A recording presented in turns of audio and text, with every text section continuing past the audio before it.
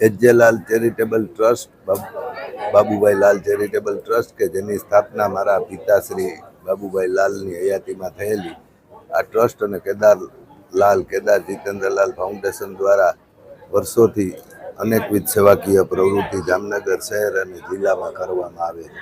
જેના અનુસંધાને છેલ્લા 15 વર્ષથી અમે તેજસ્વી વિદ્યાર્થીઓનો સન્માન સમારંભ કરીએ છીએ. આજે ગુરુ પૂર્ણિમાના દિવસે અહીં ઓસવાડ ખાતે આ સન્માન સમારંભ કરવામાં આવ્યો, જેમાં 639 જેટલા વિદ્યાર્થીઓને સન્માનિત કરવામાં આવ્યા.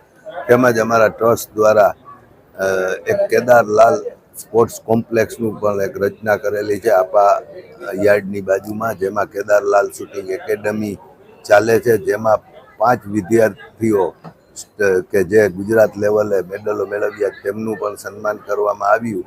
અને આ જગ્યા ઉપર 2016માં ગુરુ પૂર્ણિમામાં